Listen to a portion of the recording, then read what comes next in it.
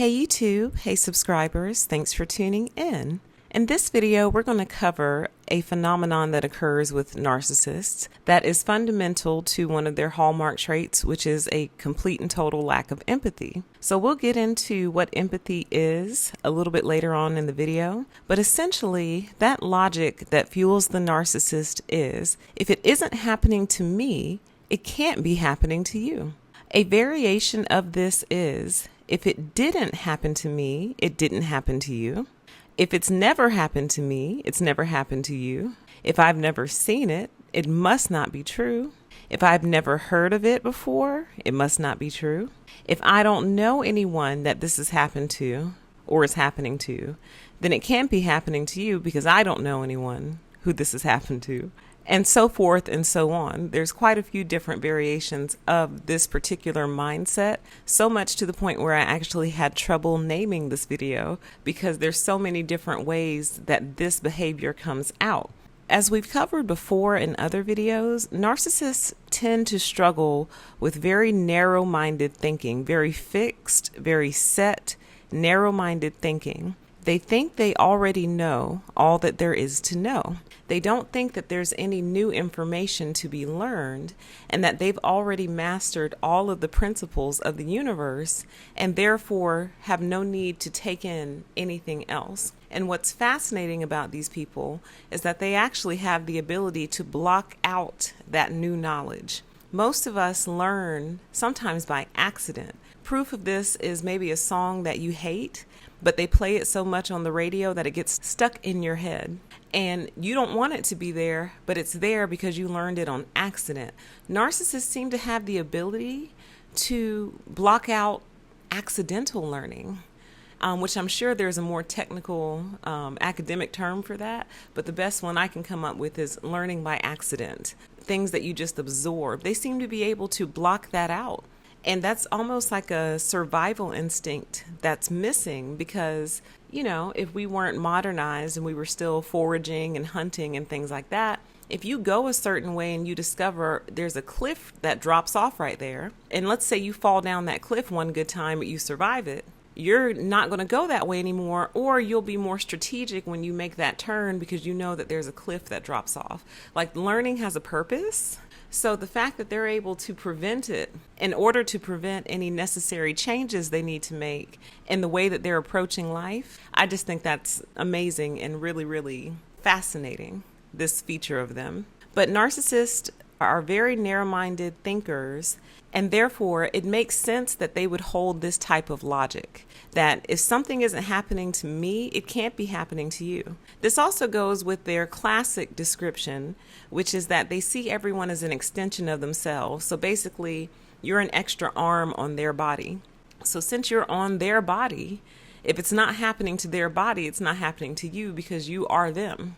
You're part of them. Anything that you claim that they don't also feel or see or have felt or have seen is not true to them. They don't believe you. And so you can plead with a narcissist, you can show proof, you can show evidence, you can show documentation, you can tell them what's happening. If they've never seen it before, or if it's never happened to them before, or someone they know, then it's not happening to you. And they consider, you could almost go as far as to say, they consider everything else a lie that is not true for them. If it's not true for them, it's a lie.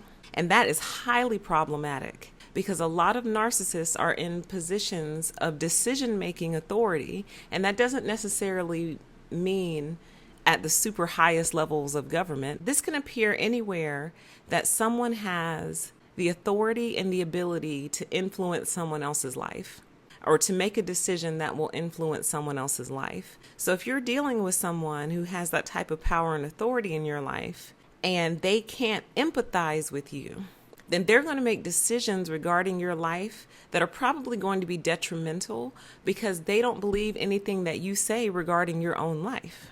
They are the masters and the experts of you and your life and your experience. And there's nothing you can say to them that can change their mind. To the contrary, this is kind of where critical thinking comes in. So we know narcissists aren't critical thinkers. We know that. But critical thinking is important because this is where the mind starts bending corners and exploring different possibilities and exploring different variables and coming to final conclusions after having considered all options. That's where critical thinking comes in. So when you remove that critical thinking element, and people get into the habit of taking in one or two pieces of information and coming to a final conclusion, that is a very dangerous thing. And I blame several things for this. One, I actually blame the school system. And the reason is because when they're teaching children and young adults how to write, they structure it in such a way where they're basically saying, I'm asking you a question and I'm asking you to expound on it, but you have to complete your thought in 5 paragraphs. So a person may not necessarily be able to fully express themselves in 5 paragraphs unless the question you're asking them is extremely simple. But my point is, you're telling them that this particular thought is limited within this structure. It's limited within these 5 paragraphs, or it's limited within 300 words. So I'm asking you a question and I want you to tell me what you think, but tell me in 300 words. Well, that's not fair because you're not really allowing the brain to stretch out. Do you see what I mean? We're teaching people that your thoughts need to be limited. And in that limitation, you really strip out a lot of critical thinking. But I won't go too much further down that path. But that's one thing that I think has stripped away critical thinking is limiting people's ability to fully express themselves until they get there. All stories are not short. All thoughts are not short. Everything that needs to be said cannot necessarily be captured in 250 words or less. So people are having arguments on fractions of sentences and fractions of thoughts that require so much more, but you can't put it in a short phrasing. And I think that has really prevented people from being able to think their thoughts all the way through. That's my thought on critical thinking. Let's get into empathy versus sympathy. So people tend to cross these up and mix these up a lot. Anyone who's studied narcissism even a little bit knows that one of their primary traits is they have no empathy for other people. They fundamentally lack empathy. And note that they never really say that the narcissist lacks sympathy. They say the narcissist lacks empathy, which tends to be more important because empathy is what allows you to relate to another person on a human level. So let's talk about the differences between empathy and sympathy really quick. When you feel sympathy for someone, you feel sorry for them. You feel sympathetic towards them.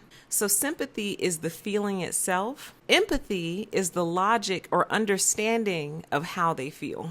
They're so close, but they're actually very, very different. So if I understand how you feel, that means I understand probably some of the thoughts that you're thinking. I understand why you made some of the choices you made that led up to whatever. I understand how a situation impacts you because I'm thinking through like the different things in your life or who you are or what your goals were. Like I understand how you feel. And you can also feel sorry for someone. So here's a perfect example. If someone has never owned a pet before, there are people who can empathize with someone who loses a pet and feel sorry for them, even though they've never had a pet before. Like, oh, wow, he or she really loved that dog. You know, that was he or she's best friend. They went everywhere together. Look at their social media feed. Look at all the pictures. I feel so sorry for her because I understand how important that dog was. Do you see what I mean? Versus someone who has no empathy would just say, oh yeah, she seems really sad. Yeah, I feel bad because she's been crying. I can tell that this has really upset her. But they can't understand why she's so upset because to them, it's just a dog. And I've heard people say that before. It's just a dog. It's just a cat. So they don't understand why you feel sad. They can observe that you feel sad. They can see that you feel sad about something. They feel sorry that you feel sad, like I'm sorry that you're feeling so sad, but they don't understand why you're so sad. versus the person who either never had a pet before and can understand why you feel so sad, or the person who's had a pet and lost a pet before and really understands why you feel so sad. So empathy is the ability to understand why someone else is feeling a certain way. Sympathy is just extending like you can feel sorry for someone without understanding why they feel a certain way. It's very hard to explain, and it's very hard to imagine not having empathy. When you have empathy, it's hard to imagine the lack of it, which is why we struggle with narcissists so much. Because it's like, if you knew how you made other people feel, I believe most narcissists, I think the worst thing that could ever happen to them would be something similar to a total recall, but it would be more so like a total recall of empathy. Like all of a sudden the brain activates that center and empathy kicks on, and they start to reflect and review on their entire life and everything they've ever done, because they still have memory. And when they reflect on the memories and the empathy is on now, I believe a lot of narcissists would just self-destruct. I really do. Or if empathy ever developed in them and they thought through what they've done to other people, it would completely collapse their internal world, which is probably why they work so hard to keep empathy out, because that empathy would eat them alive. The lack of empathy is the only thing that allows them to continue to operate. It's what allows them to be who they are, because as soon as they start to feel the empathy, now you're no longer a narcissist. Now you're starting to walk your way back to being a normal, healthy, functioning human being, or something close to that. That's pretty much all I wanted to say. I was going to give a few examples. I'll just drop a few here, and you guys can drop a few more in the comment section. It comes out in little ways, this lack of empathy. So obviously it comes out in major ways when you see the more malignant narcissism, where people have no compassion for others. They don't care how a person got in their situation. All they care about is that they're there, and they punish them for that. So they have no ability to do timelines and trace things back and do root cause analysis. They have no ability and no desire. They don't want to understand why or how something is the way it is. They just want to tackle the isness of it and usually tear it down or put themselves above it or make themselves feel superior to whatever that isness is. So anyway, that's the more malignant side. The more middle ground, lower level narcissist, it comes out in ways like this. Say, for example, you and your narcissist walk into a room and you just say as a random utterance, "Ooh, it's cold in here." And the narcissist says, "No, it's not." And you're like, "Yes, it is. Look at my arms. Look at the goosebumps on my arms. I'm freezing." And then the narcissist will say something like, "You're always cold." It's almost like not only are you not allowed to be cold, but you're also wrong about being cold. It's a total disregard for how you feel. And it's almost like a situation like, why would you lie about something like that? So going back to what we said in the beginning of the video, narcissists treat your thoughts, opinions, beliefs, and ideas as lies because it's not true for them. So they treat them as lies or absurdities. Okay, so that's one. Similar to the temperature is observation. So it's more so an absolute certainty that whatever it is you're seeing is wrong. One more way that this comes out is in comparing you to other people. So something happens to you, or you start to go through something, and they'll say, fill in the blank went through that, and they're just fine. They're not having the same reaction you are. Or another one of their favorites is, well, no one else has told me that before. No one else has made that observation before. No one else has come to me before with that, so it's not true.